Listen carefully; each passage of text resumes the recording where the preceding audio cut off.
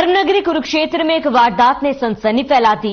Gang war कहे या फिर पुरानी रंजिश, लेकिन जो हुआ उसे सुनकर रोंगटे खड़े हो जाएंगी। जी हां, यह घटना किसी फिल्म के सीन जैसा है। बदमाशों ने एक युवक के साथ ही हाथ ही काट लिए। आखिर क्या है पूरा मामला, इस रिपोर्ट में देखिए।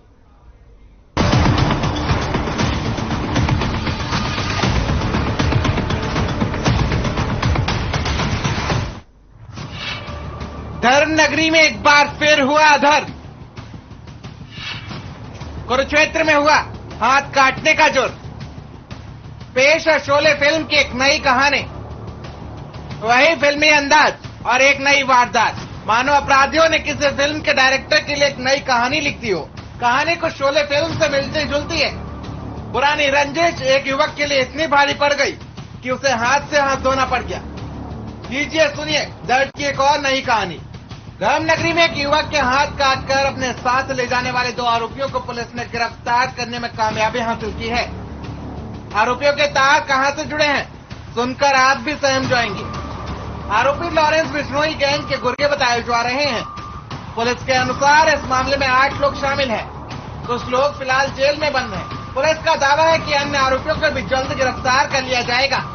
ज्यादा जानकारी के लिए फ्लैशबैक में जाना होगा। जानते हैं कि 9 जनवरी को एक बहुत ही ग्रुसम इंसिडेंट जो है कुरुक्षेत्र हवेली जो जीटी रोड पर स्थित है, वहां एक बड़ा ग्रुसम इंसिडेंट 9 तारीख को हुआ था, जिस घटना में जुगनू नाम का व्यक्ति है जो राड़ा गांव का रहने वाला है, उसके दोनों हाथ काट दिए गए थे। न केवल हाथ काटे, हाथ काट के उनको ये जो एक्यूज आए थे अपने साथ उनके हाथ भी ले गए थे। तो इस घटना की गंभीरता को देखते हुए इसमें एसआईटी का गठन किया गया था और सीआईए 1 को इसकी तफ्तीश जो है दी गई थी। तो तब से लगातार जो है इसमें काफी टीम्स बना के अलग अलग जगह इसमें रेड्स की गई और आज जो है इसमें जितने एक्यूज थे 2 व्यक्तियों को इसमें अरेस्ट किया गया है। बीते सोमवार को जीटी रोड पर कुरुक्षेत्र हवेली के पास एक दिल दहला देने वाली वारदात सामने आई थी। 2 गाड़ियों में सवार होकर आए कुछ बदमाशों ने करनाल जिले के राड़ा गांव निवासी जुगनू राणा के दोनों हाथ काट दिए। यही नहीं, आरोपी पीड़ित के हाथ काटकर अपने साथ ले गए। पुलिस ने इस घटना को गैंगवार बताया था। दरअसल जिस युवक के हाथ काटे गए उसका भी आपराधिक रिकॉर्ड होने की बात सामने आई थी। पीड़ित जुगनू और गैंगस्टर के बीच पहले ही रंजिश होने की बात सामने आई थी। इस मामले में कार्रवाई करते हुए पुलिस ने 4 दिन बाद 2 आरोपियों को गिरफ्तार कर लिया है। बताया जा रहा है कि सभी आरोपी लॉरेंस बिश्नोई गैंग के गुर्गे हैं। और जैसा कि उस दिन वीटीपी हुई थी, जिस गाड़ी में आए थे रिट्स गाड़ी, वो भी इनसे बरामद की गई और बाकी जो इसके अंदर इन्वॉल्व हैं ऑलमोस्ट सभी के नाम आ गए हैं और उनपे भी रेगुलर रेड की जा रही है और बहुत जल्द बाकी अभियुक्तों को भी इस केस के अरेस्ट किया जाएगा। पुलिस ने इनके पास से वारदात में काम में लिए गए 2 कटर और कार भी जब्त की है। पुलिस दोनों आरोपियों को कोर्ट में पेश कर रिमांड पर लेकर पूछताछ करेगी। इस मामले में कुल 8 बदमाश शामिल थे, जिनमें से कुछ जेल में भी हैं। पुलिस उन्हें भी जल्द गिरफ्तार कर पूछताछ करेगी। Bureau report, Kurukshetra.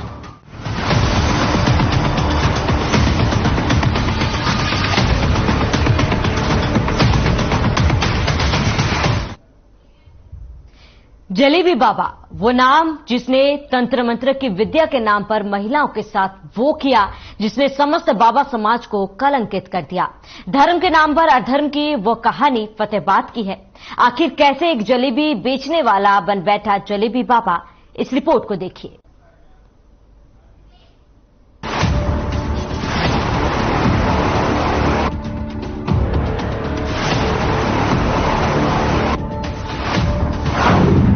जलेबी बेचने वाला आखिर कैसे बन गया महिलाओं की आबरू का सौदागर? तंत्र मंत्र के जाल में फंसा कर लूटा था महिलाओं की इज्जत। आखिर अमरवीर कैसे बन गया बिल्लू राम और जलेबी बाबा? धन की दुकान के नाम पर कैसे चलाता था अय्याशी का धंधा? जलेबी बाबा नाम जितना मीठा काम उतने ही कड़वे, या यूं कहें कि एक बार फिर से समस्त साधु समाज को कलंकित करने वाला नाम। जी हाँ, आज हम आपको मिलाएंगे जलेबी बाबा से, जो धर्म की दुकान की आड़ में अपने अय्याशी के अड्डे का मालिक बन बैठा था। वही जलेबी बाबा जिसको आदत सी लग चुकी थी हर रात नई सेहत सजाने की और अपनी अय्याशी के लिए नए शिकार की तलाश में वो अपने धर्म के अड्डे से निकल पड़ता था। जलेबी बाबा और अमरपुरी ने नशीली चाय पिलाकर 120 से ज्यादा महिलाओं के साथ रेप किया था। इतना ही नहीं, उसने इन सभी महिलाओं के साथ दुष्कर्म का वीडियो भी बनाया था, जिसके दम पर जलेबी बाबा महिलाओं को ब्लैकमेल करता था। जी सर, क्योंकि ये जजमेंट है वो जजेस की अलग अपनी ओपिनियन है। केस तो ऐसा था, केस प्राइम फेस क्या था कि ओनली केस था on basis of the CD, और सीडी की क्या है, कोई भी पैसेट बी का सर्टिफिकेट है, इंडियन एविडेंस एक्ट का होता है, वो सर्टिफिकेट इसके अंदर नहीं था। कोई भी प्रोसिक्यूशन ने किसी ने भी 6 विक्टिम है टोटल, कोई भी डायरेक्ट कोई भी application regarding the rape against the accused नहीं थी। ओनली केसेज है ये था उसका सीडी के ऊपर। उसके बाद भी जो है इसके अंदर, क्योंकि 6 के अंदर है तो 3 है जो होगी विक्टिम है, एक रेखा है वो हॉस्टाइल होगी।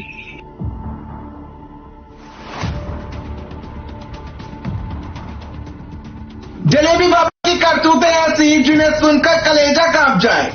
पुलिस के अनुसार पंजाब के मानसा जिले का रहने वाला अमरवीर हरियाणा के चौहाना में जलेबी की रेहड़ी लगाता था।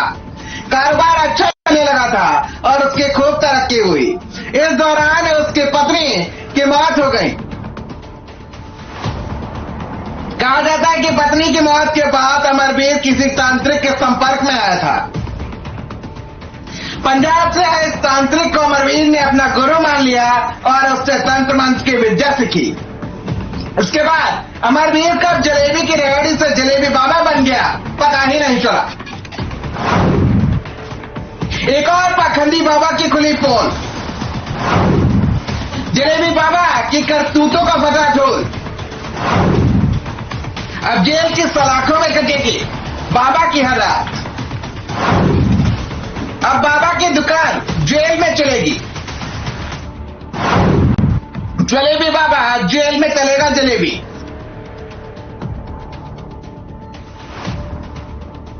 चौहाना वापस आने के बाद अमरवीर का नाम अमरपुरी हो चुका था और उसने वार्ड नंबर 19 में एक मकान में बाबा बालकनाथ का मंदिर बनाया। इसी मकान में वो अपने बच्चों के साथ रहता था। अमरपुरी मंदिर में आने वाले लोगों के तंत्र मंत्र के जरिए समस्याओं का निवारण का दावा करने लगा। उसका जादू ऐसा चला कि उसके घर पर लोगों की लाइन लगने लगी। अमरपुरी को लोग बाबा बिल्लूराम और जलेबी बाबा जैसे नामों से पुकारने लगे थे, लेकिन जलेबी बाबा के काले कारनामों और अय्याशी का सिलसिला भी यहीं से शुरू हुआ और बढ़ने लगी जलेबी बाबा की मुश्किलें। 2018 में चौहाना में पुलिस के एक अधिकारी को उनके मुखबिर के मोबाइल पर एक अश्लील वीडियो भेजा गया, जिसमें जलेबी बाबा महिला के साथ कुकर्म करता नजर आ रहा था। वीडियो सामने आने के बाद थाना प्रभारी प्रदीप कुमार की शिकायत पर जलेबी बाबा के खिलाफ मुकदमा दर्ज हुआ। अमरपुरी और जलेबी बाबा को जब पकड़ा गया तो उसके पास से महिलाओं के साथ रेप करने के 120 से ज्यादा वीडियो बरामद हुए। पुलिस के पूछताछ में जलेबी बाबा ने बताया कि इलाज के नाम पर वह महिलाओं को बुलाता था, जिसके बाद नशीली चाय पिलाकर महिलाओं के साथ रेप की वारदात को अंजाम दिया करता था और उनके वीडियो भी बना लेता था। जलेबी बाबा और अमरपुरी अश्लील वीडियो के सहारे महिलाओं को ब्लैकमेल करता था। बदनामी के डर से महिलाओं ने उसके खिलाफ चुप्पी साध रखी थी और इसी बीच एक महिला ने उसके खिलाफ शिकायत की, जिसमें उसके खिलाफ आईपीसी की धारा 328, 376 और 506 के तहत मुकदमा दर्ज हुआ था। जलेबी बाबा की गिरफ्तारी के बाद उसके पास अश्लील वीडियो, बाबूत, नशे की गोलियां और वीसीआर बरामद हुआ था। कोर्ट ने इस मामले में अब जलेबी बाबा को 14 साल कैद की सजा, 35,000 का जुर्माना भी लगाया है। उसे आईपीसी की धारा 376C 7 साल, पॉक्सो एक्ट में 14 साल, आईटी एक्ट में 5 साल की सजा सुनाई है। सभी सजाएं एक साथ चलेंगी। हालांकि आर्म्स एक्ट के मामले में उसे बरी कर दिया गया है।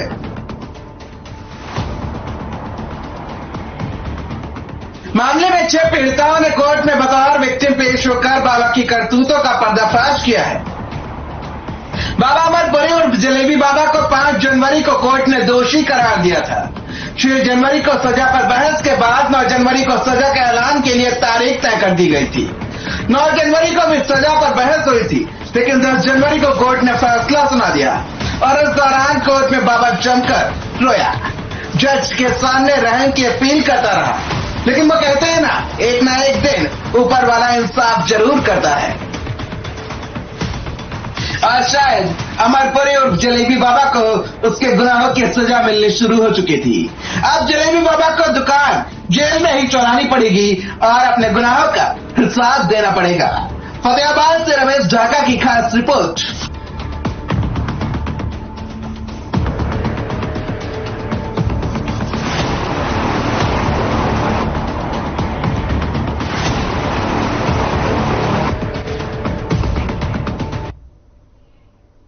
अपराधी आजकल इतने शातिर हो गए हैं कि आपको पता ही नहीं चलेगा और आपका खाता खाली हो जाएगा। आंखों से काजल चुराना तो आपने सुना ही होगा, लेकिन अब आंखों के काजल के साथ साथ आपकी उंगलियों के निशान भी चोरी हो सकते हैं। आखिर कैसे, देखिए खास रिपोर्ट।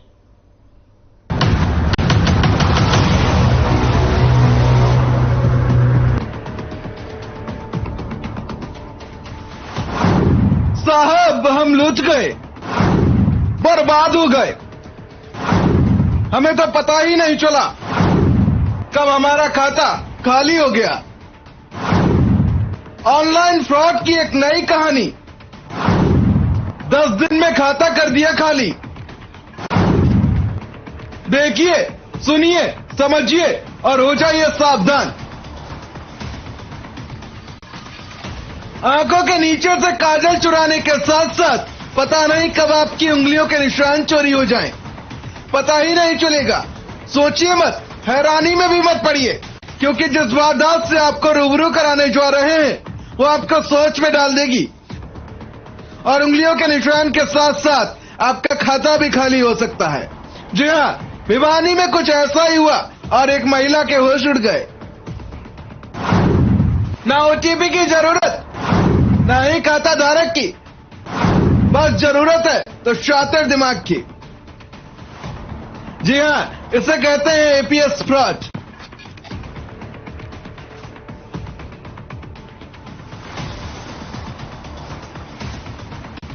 भिवानी में अब एक नए प्रकार का फ्रॉड हुआ है। इस फ्रॉड में बदमाश किसी भी सरकारी साइट से आपके अंगूठे का निशान चुरा लेते हैं और फिर उसके बाद फ्रॉड करने वाले बदमाश किसी भी सीएससी सेंटर पर जाकर आपके खाते से पैसे निकाल लेते हैं। ऐसा ही एक फ्रॉड भिवानी में नेशनल रूरल हेल्थ मिशन में कार्यरत सेक्टर 13 निवासी मीनाक्षी शर्मा के साथ हुआ है। भिवानी पुलिस के सामने अब एक नए प्रकार के फ्रॉड का मामला आया है। ये फ्रॉड किसी भी सरकारी कागजात पर लगे हुए अंगूठे से भी हो सकते हैं। अगर आपको अंगूठा लगाना भी है तो आप अंगूठा लगाकर अपने आधार कार्ड को एम आधार की साइट पर जाकर लॉक कर दी है। और मैं हरियाणा राज्य ग्रामीण आजीविका मिशन में कोऑर्डिनेटर के पद पे कार्यरत हूँ। और ये 6 तारीख की बात है। 6 तारीख को सुबह तकरीबन 10:30 बजे मेरे फोन पे मैसेज आया था कि मेरे अकाउंट से 10,000 रुपए डेबिट हो गए हैं। तो फिर मैंने बैंक ब्रांच में आके पता किया तो वहां से पता चला कि मेरे अकाउंट से डेली 10,000 रुपए रोज मतलब डेली बेसिस पे निकाले जा रहे हैं। तो वो सारा अमाउंट कैलकुलेट किया तो वो 1,10,000 रुपए मतलब हो चुका था। ग्रामीण मिशन में कार्यरत मीनाक्षी शर्मा ने बताया कि एक दिन उसके पास बैंक द्वारा भेजा गया एसएमएस आया। उस एसएमएस को देखा तो उसके खाते से 10,000 रुपए निकाले गए थे। जब उन्होंने खाते की स्टेटमेंट निकलवाई तो देखा कि प्रतिदिन उसके खाते से 10,000 रुपए निकल रहे थे। कुल उसके खाते से 1,10,000 रुपए निकल गए थे। उन्होंने बैंक से संपर्क किया और तुरंत अपने खाते को लॉक करवाया। बैंक से मेरे पास कोई भी मैसेज मुझे प्राप्त नहीं हुआ। बैंक से मेरे पास पहला मैसेज 6 तारीख को ही आया था। और मतलब बैंक से भी ये होना चाहिए कि अगर मान लो मैसेज आपको रेगुलर प्राप्त हो रहे हैं तो मतलब आप जाके बैंक में पता कर सकते हो, लेकिन मेरे पास कोई मैसेज नहीं आया। वो चीज मुझे गलत लगी कि नहीं तो शायद मैं पहले पता कर लेती। और 1,10,000। मीनाक्षी शर्मा ने बताया कि उन्होंने किसी लिंक पर क्लिक भी नहीं किया था, ना ही उन्होंने किसी को ओटीपी दिया था, सिर्फ जमीन के कागजात पर अंगूठा लगाया था। उन्होंने शक जाहिर किया कि शायद उसी वजह से ऐसा हुआ है। उन्होंने मामले की जानकारी बैंक को और थाना साइबर को दी। पुलिस मामले पर कार्रवाई कर रही है। इस मामले में हमें यही शिकायत प्राप्त हुई है कि मेरे पैसे इस लड़की ने, मीनाक्षी नाम की लड़की ने हमें शिकायत दी है कि उसके पैसे किसी नाम पता ना मालूम द्वारा निकाल लिए गए हैं, जबकि उसने ना कोई ओटीपी शेयर किया, ना कोई उसके पास कोई कॉल आई है। इसकी हमने जांच की तो ये मामला AEPS फ्रॉड से संबंधित पाया गया, जिसमें इसका फिंगरप्रिंट का मिसयूज करके और बैंक के द्वारा इसके पैसे निकाले गए हैं। इसके संबंध में हमने बैंक को लेटर लिख दिया था शिकायत प्राप्त होते ही, और बैंक से ही जैसे रिकॉर्ड हमारा प्राप्त हो जाएगा हम आगे की कार्रवाई नियमानुसार की जाएगी। तो क्या लगता है लोग कुछ साइबर क्रिमिनल्स हैं जो सरकार के कुछ ऑनलाइन रिकॉर्ड का, जमाबंदी का रिकॉर्ड का मिसयूज करते हैं, और जमाबंदी रिकॉर्ड में हमारे फिंगरप्रिंट सेव होते हैं, जो फिंगरप्रिंट से क्लोन करके और उसे साइबर अपराध करते हैं। वहीं साइबर थाना प्रभारी विकास ने बताया कि एक नए प्रकार का फ्रॉड हुआ है। सभी को अपने आधार कार्ड के निशान को लॉक करवाना चाहिए। उन्होंने बताया कि मीनाक्षी की शिकायत पर कार्रवाई की जा रही है। उनका यह फ्रॉड APS से हुआ है। ये लोग निशान को क्लोन कर उससे पैसे निकाल लेते हैं। मेरी आमजन से अपील है कि अभी इस तरह के मामलों को देखते हुए, AEPS फ्रॉड के मामलों को देखते हुए सभी लोग अपने अपने आधार कार्ड के बायोमेट्रिक्स को लॉक करें। इसके लॉक करने का तरीका हमने पहले ही प्रेस में जारी कर दिया है, और इसमें लॉक करने के लिए आपको आधार कार्ड की साइट पर जाकर अपने आधार कार्ड को लॉगिन करना है, और उसमें लॉक अनलॉक फिंगरप्रिंट के ऑप्शन पे जाके उसको आप लॉक कर सकते हैं, और उसको जब आपको आधार कार्ड कहीं पे लगाना है तो आप उसको वहीं से अनलॉक कर सकते हैं। देखा जाए तो कहीं ना कहीं पुलिस भी साइबर अपराधियों के आगे बेबस नजर आ रही है। लगातार हो रही घटनाएं कहीं ना कहीं साइबर सेल के काम पर सवालिया निशान खड़ा कर रही हैं। अब देखना होगा कि आखिर क्या कुछ कार्रवाई पुलिस और साइबर सेल इसमें करती है। भिवानी से दीपक मुट्रेजा की खास रिपोर्ट।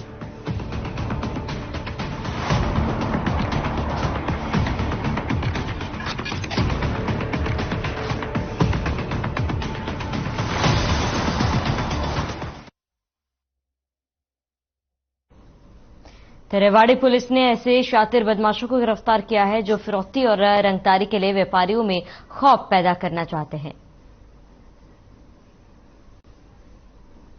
लेकिन इनकी बदकिस्मती समझिए कि इनका शौक पुलिस ने पूरी तरह से उतार दिया। क्या है पूरा मामला, हमारी इस खास पेशकश में देखिए।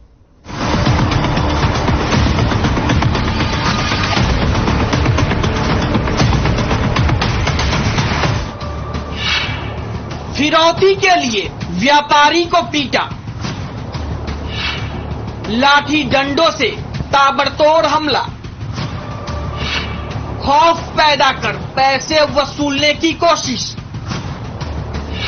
अब कानून की गिरफ्त में गला। पुलिस की गिरफ्त में खड़े इन लोगों को देखिए, इनको फिरौती और रंगदारी वसूलने का शौक चढ़ा था, जिसके लिए वो लोगों में, व्यापारियों में खौफ पैदा करना चाहते थे। इनकी इसी शौक या यूं कहें सगल का शिकार एक फल व्यापारी बन गया, और ये लोग उस पर जानवरों की तरह टूट पड़े। CCTV में कैद इन तस्वीरों को देखिए, किस तरह का वहसीपन ये लोग एक व्यापारी और उसके यहाँ काम करने वाले लोगों के साथ दिखा रहे हैं। रेवाड़ी के मोहल्ला गुड़िया सराय निवासी पपीता व्यापारी दीपक की बिटवाना मंडी में पपीते की दुकान है, जिससे इन बदमाशों ने फिरौती मांगी थी, लेकिन दीपक ने इसका विरोध किया। इसी को लेकर लाठी डंडों से लैस बदमाशों ने दीपक और वहां काम करने वाले कर्मचारियों को बुरी तरीके से पीटा। तस्वीरों को देखकर आप भी अंदाजा लगा सकते हैं कि व्यापारी पर हमले के वक्त ये बदमाश सिर्फ और सिर्फ उसे पीटने पर ध्यान दे रहे थे। इन्हें इस बात से कोई फर्क नहीं पड़ रहा था कि इनके हमले में व्यापारी और उसके यहाँ काम करने वाले लोगों को कितनी चोटें आ रही हैं, कहाँ चोटें आ रही हैं और किस तरीके से चोटें आ रही हैं। मंडी में एक वारदात हुई थी सुबह सुबह। यहाँ पर जो दीपक नाम का व्यापारी है जो पपीते का व्यापार करता था, उसके यहाँ गोदाउन पे घुस के कुछ गुंडों ने हमला किया था उस पर, और जो उनका हमले का उद्देश्य था भय पैदा करना था या इस कारोबार में हिस्सेदारी डालना था या मंथली भी उनका मांगना एक उद्देश्य था इसमें। तो इस संदर्भ में हमारे जो एसपी रेवाड़ी हैं उनके दिशा निर्देश में हमने टीमें गठित की थी दोषियों को पकड़ने के लिए, और 24 घंटे के दौरान हमने 3 दोषियों को पकड़ लिया, जिनमें से एक का नाम दिनेश है, एक का नाम सुमित है, एक का नाम अजय है। इसमें एक तो यहाँ का बार गुजर का रहने वाला जो दिनेश है, और जो अन्य 2 व्यक्ति वो आसोदा गांव के रहने वाले हैं जो बहादुरगढ़ के पास है। वारदात की जानकारी मिलते ही डायल 112 मौके पर पहुंची, लेकिन तब तक बदमाश वहां से फरार हो चुके थे। पुलिस ने घायल अवस्था में व्यापारी दीपक को रेवाड़ी के निजी अस्पताल में भर्ती कराया, जिसके बाद मॉडल टाउन थाना पुलिस ने मामले में शिकायत दर्ज की और सीसीटीवी फुटेज के आधार पर बदमाशों का पहचान करने में जुट गई। बदमाशों की गिरफ्तारी के लिए टीम का गठन किया गया और आखिरकार पुलिस इन बदमाशों तक पहुंच गई। पुलिस ने गिरफ्त में आए बदमाशों का जब रिकॉर्ड खंगाला तो पता चला कि इन पर पहले से भी आपराधिक मामले दर्ज हैं। तो इनकी जो संलिप्तता हमें इसमें मिली है, इसमें हमें वीडियो फुटेज भी मिली थी, और जो इनके अन्य जो साथी हैं, जो दोषी हैं, वो अभी भागे हुए हैं। उनके पकड़ने के लिए अभी प्रयास जारी, हमारी टीमें लगी हुई हैं। जो दोषी हमने पकड़े हैं आज, इनका हम कोर्ट से रिमांड लेंगे और रिमांड के दौरान इसमें जिसकी भी संलिप्तता आएगी उनको बहुत जल्द गिरफ्तार किया जाएगा। वारदात के 24 घंटों के अंदर ही पुलिस ने बदमाशों को काबू करने में कामयाबी हासिल कर ली, लेकिन जिस तरीके से इन्होंने वारदात को अंजाम दिया उससे साफ तौर पर दिखा कि इन्हें ना तो पुलिस का कोई खौफ है, ना ही कानून की कोई कद्र। अपराध की दुनिया में कदम रखने के बाद ये इस कदर अंधे हो चुके हैं कि किसी को भी मारना पीटना इनके लिए कोई बड़ी बात नहीं है। तभी तो व्यापारी पर ये इस कदर टूट पड़े जैसे कोई इंसान ना हो। फिलहाल पुलिस ने बदमाशों को गिरफ्तार तो कर लिया है, लेकिन अब देखने वाली बात यह होगी कि पुलिस इनके और साथियों तक कब तक पहुंच पाती है और पीड़ित व्यापारी को कब तक न्याय मिल पाता है। रेवाड़ी से चैन सिंह की रिपोर्ट।